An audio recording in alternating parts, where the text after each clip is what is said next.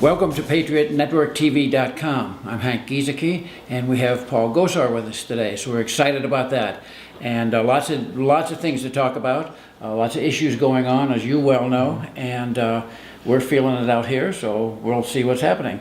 We were talking a few minutes ago about rule of law, which is so foundational to what we're all about as a nation and as a people, and yet that's going out the window. We just see it going out every day. Absolutely, and when you see just 2 weeks ago, the Attorney General of the United States, Eric Holder, in a conference with Attorney Generals from all over the states, basically said the comment that if you don't agree with the law, just don't enforce the law. I mean, outlandish. Yeah, I mean, what we're seeing is a government out of control.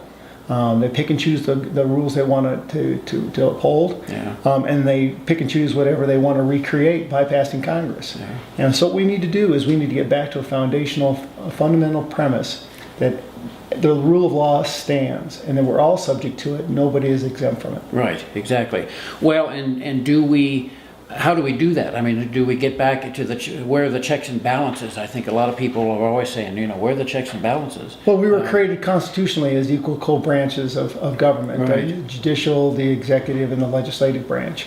And what we're trying to find is that balance, trying to get back to that balance. But we're skewed. We are horrendously skewed in this aspect. Several of us, you saw last week, Trey Gowdy and a number of people trying to look at the constitutional balance. There's a couple of us looking at also Native American law and over jurisdiction, particularly at the Navajo Generating Station, as a means of getting into the Supreme Court to get into the balance of law. The second part is that you got to hold somebody accountable. Yeah. Everybody across this country, both Democrats, Republicans, and independents, don't care for the bureaucracy because it's subservient to nobody. We got to put a face on that. Yeah. And I say that the face is Eric Holder. Because what we need to do is we need to have somebody be held accountable for what they've done wrong. This Attorney General has got plenty of wrongdoings. I mean, he's lied to Congress in the James Rosen case. He said he didn't know anything about the warrant. And he actually signed the warrant, not a stamp, he actually signed it. And in the Voting Rights Act, have you ever seen an Attorney General declare themselves void of what the Supreme Court has held as the rule of law, and is now trying to file an injunction in Texas? Let's show a vote of no confidence. If the president doesn't get rid of him, because it'll be a bipartisan aspect, then start the rattles of impeachment on Eric Holder. Yeah. And I think you'll get that to that point. I think there's 14 to 16 Democrats in the Senate that will never want to have to take that vote. I'm sure, for sure.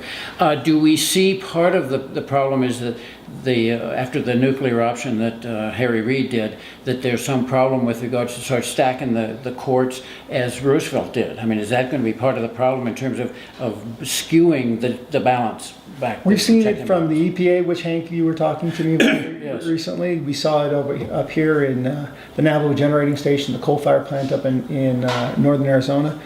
We've seen it in holding up interrogations from Fast and Furious to Benghazi to the IRS, which were not a smidgen of problems. Our problem is that it calls for people to be bold right now and to hold into question and go to the courts. It's our last refuge, and making sure that we hold the people that are contemptuously breaking down this Constitution in a rightful way. Yeah. Will that possibly end up going through the court system, though? I mean, will we have to do that, you think? Or? Well, if you get to the point of impeaching an attorney general, the articles start in the House and it's adjudicated in the Senate. Right. And he's an unelected bureaucrat. America doesn't really find him fondly. Right. So I think there's opportunities there. Okay. The things that we're looking at is the egregiousness that, like Trey Gowdy's looking at, is the overreach and bypassing Congress, trying to get into the Supreme Court. The same thing I'm looking at is in the EPA with the Navajo Generating Station, sitting on tribal land reservation that was constructed all the way through by Congress's intent. Hopefully we're trying to get into that balance where the court says, hey, listen, we're not subjugated to lower courts. It would have to go to the Supreme Court. Right. And they would give us some rebalancing of the judicial powers, or the powers, balance of powers. Yeah. Well, and of course, what you're looking at, too, is the whole issue of the 2014 elections are going to be critical here in terms of where we are. Because, like you say, if it ends up in the Senate right now, it probably wouldn't get listened to. I want to be bold. I don't think it's we play for 2014 just from the merits of the lack of people's thoughtfulness about Obamacare. I think it brings it to the rule of law. Civil society cannot be confined to being a civil society unless you apply the law equally. Right. And I think this is an opportunity that you have in front of it to make things happen. I'll give you an example, Hank. I'm a healthcare professional, and as I'm driving down the road, I see an accident. I'm required by law to stop and assist that until somebody comes and takes me that has a higher threshold of ability. Okay. The attorneys take an oath too to protect and defend the Constitution when they know from foreign or domestic. Right. When they know something has been wrong, they're required by law. That also becomes a critical element in this year's elections. When you have attorneys that say, listen, Eric Holder's doing his job fundamentally when they know he's perjured himself in front of Congress and he's defied the U.S. Supreme Court. Yeah. Okay. All right.